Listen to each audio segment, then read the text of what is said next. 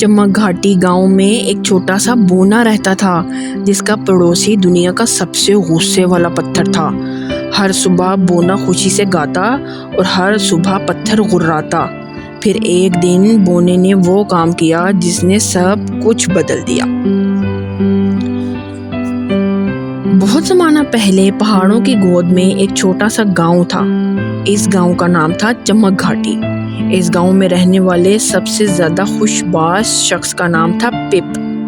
पिप एक छोटा सा बोना था जो एक खुम्बे जैसी चिमनी वाली कुटिया में रहता था और उसका काम था रोटियां, केक और टार्ट्स बनाना। उसकी खास डिश थी सूरज बेकरी की टार्ट जो पूरे गांव में मशहूर थी। अब पूरी कहानी सुनने के लिए टाइम्स इमेजिनेशन को सब्सक्राइब करना हरगिज़ मत भूलिएगा और बेल आइकन प्रेस करना तो बिल्कुल भी मत भूलिएगा ताकि हर नई आने वाली कहानी का आपको फ़ौरन पता चल सके। तो अब हम बढ़ते हैं अपनी कहानी की तरफ। तो आइए चलते हैं। पिप की कुटिया के सामने एक छोटा सा बाग था।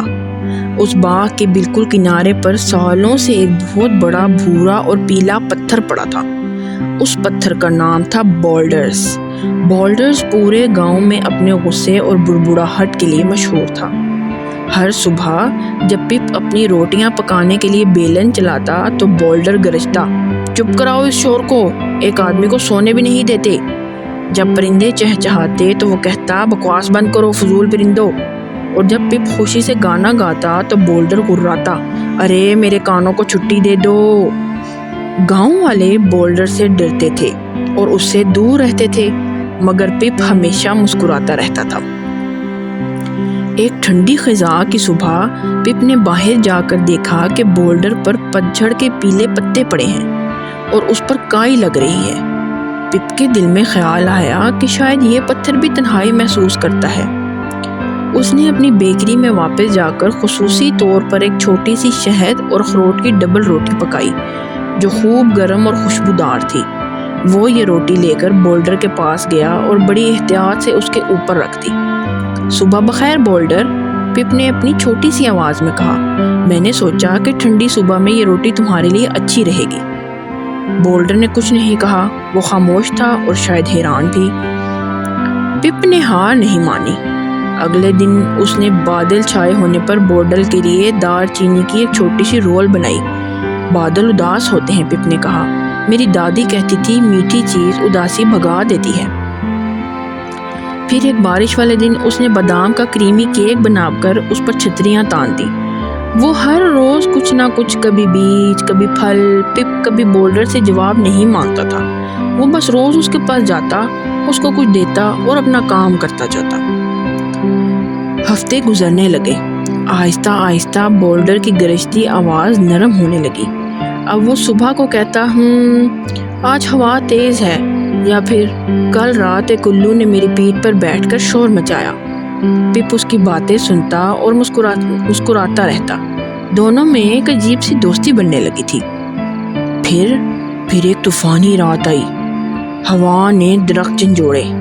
पिप की कुटिया की खिड़की से टकराते हुए बाग का एक भारी लकड़ी का टब हवा के दबाव से उड़कर कुटिया की तरफ बढ़ने लगा। वो टब पिप ने पानी के लिए रखा हुआ था, जिससे वो पौधों को पानी देता था, और वो बहुत बड़ा टब था। पिप बाहर दौड़ा मगर फिसल कर गिर गया।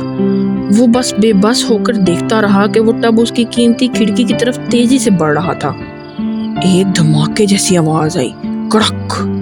एक बड़ी सी पत्थर की बनी हुई मुट्ठी ने हवा में झपटा मारकर उस उड़ते हुए टब को पकड़ लिया, बिल्कुल खिड़की से टकराने से पहले। पिप ने हैरत से देखा, ये बोल्डर था। बोल्डर ने सैकड़ों सालों में पहली बार अपनी जगह छोड़ी थी। उसके एक तरफ एक बड़ा सा हाथ निकल आया था जो अब भी टब को पकड़े हुए था। तूफान थम गया था। पिप जो कीचड़ में लथपथ था उठकर खड़ा हुआ। उसकी आंखें बोल्डर की तरफ लगी हुई थीं। बोल्डर की सतह पर उसकी पुरानी गसीली दरारें अब एक नरम दोस्ताना मुस्कुराहट जैसी लग रही थी। उसकी गरजती आवाज़ गर्म और धीमी हो गई थी। छोटे बेकर, बोल्डर ने कहा, तुम्हारी खिड़की, इससे वो रोशनी आती है जिसमें तुम अपनी रोटियां गिनते हो। मैं इस रोशनी को बुझने नहीं दे सकता था। उस दिन के बाद से बोल्डर और पिप का बेहतरीन दोस्त और मुहाफिज बन गया। کبھی کبھار پپ اس کے لیے ایک چھوٹی سی بنائی ہوئی ٹوپی بھی لے آتا جو بولڈر بڑے فخر سے پہنتا، اور گاؤں والے جانتے تھے کہ چمک گھاٹی میں اب کوئی غصے والا پتھر نہیں ہے بلکہ ایک مہربان پہرے دار ہے جس کا دل ایک چھوٹے بونے کی ضد بھری مہربانی نے جیت لیا تھا۔ تو یہ تھی آج کی کہانی۔ تو کیسی لگی آپ کو؟ اس کو پسند آئی تو لائک، شیئر اور چینل کو ضرور سبسکرائب کیجیے گا۔ اپنی اگلی کہانی تک اپنا بہت سا خیال رکھے گا، پھر ملیں گے، اللہ حافظ۔